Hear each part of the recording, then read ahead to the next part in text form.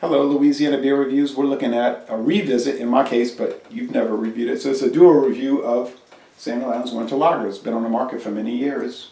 Yeah, it says it's a festive Bock beer. So Bock is German style. Strong beer, strong lager. Right, and it says limited release. It's got a nice little Christmas tree with snow on it. So we know that this is going to be, as the label says, it should be a warmer beer.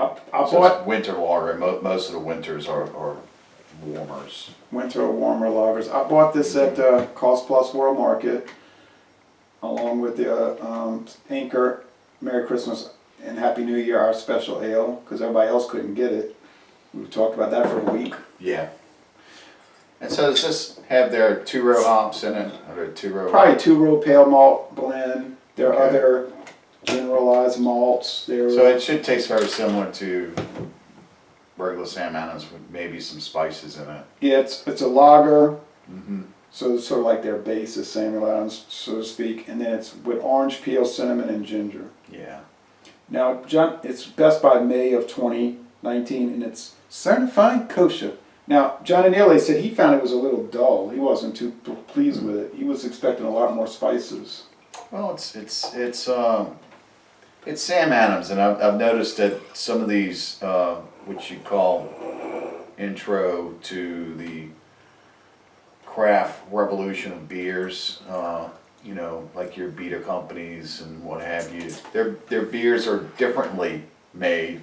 They're not like these pungent, throw at your face flavors and, you know, thicknesses and cloudiness and all that you get now with the newer craft beers.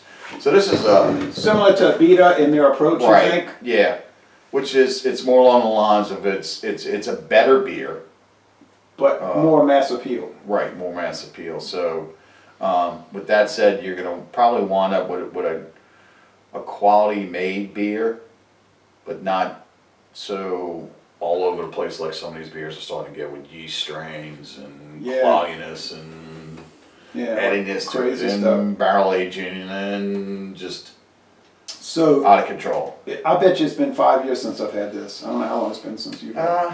I think I've had it. One of the best beers by this company I've ever tasted was their Noble Pills.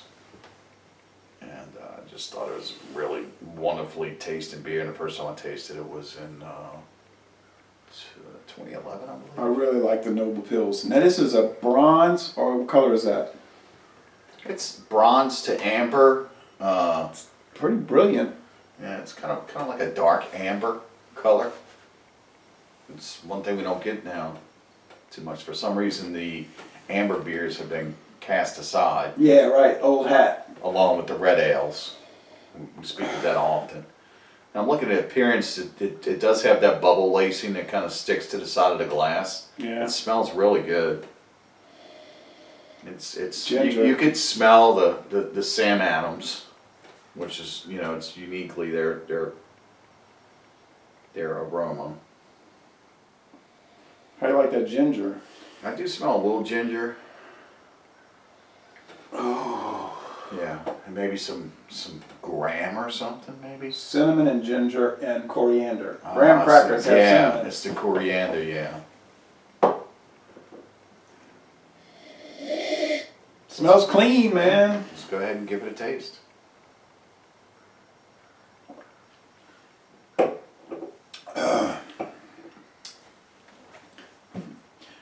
It's mildly spiced. If you're looking for a heavy spice attack, you're not going to get that. Well, what I like about what they did with this beer is that you can still taste the beer. So you get the flavor of the beer, and then you get that spice afterwards. So it's beer forward spice kind of afterwards, which complements the beer. It's not knocking the beer down to where you drink it and you're like, wow, is this Kool-Aid? What's going on here? Yeah, you ever drink some of those and it's like a mouthful of spices? Yeah, you know, like I overheard one brewmaster say that he put Red Hots in a beer to give it that cinnamon flavor. Right. I went to the Jack Daniel's distillery last year, And that was one of our local breweries did that. I went to Jack Daniel's distillery last year, and they told me, they said, "Do you know what we do with Jack Daniel's cinnamon?"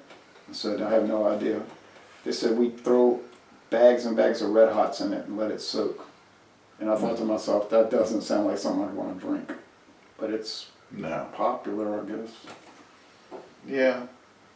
I guess for some folks that. But the real popular one is the Fireball. That's the real popular Yeah. spicy whiskey liqueur. Oh, well, anyway, back to this. The mouthfeel? It's medium. It's kind of a dry finish. Oh, I've never had Fireball, by the way, in my life. I know people that love it. It is a dry finish, and it's got yeast, and it's got a lot of bread crust. Yeah. It's kind of like a spicy bread. It's not bad. A spiced holiday bread, Yeah. not unlike fruitcake. Now, I would say that they could probably make it a little bit more spicier. But it's just fine. I mean, there's nothing wrong with it.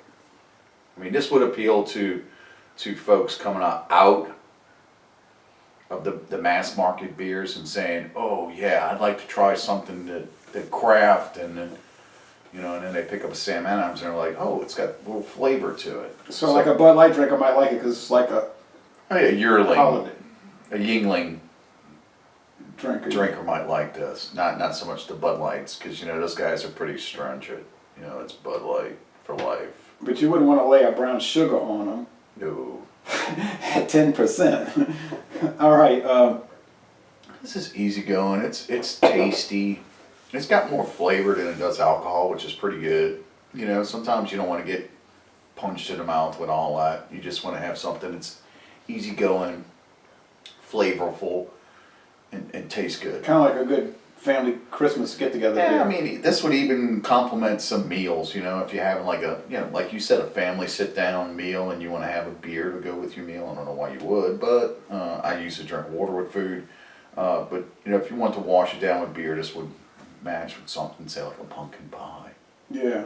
So what score would you give it?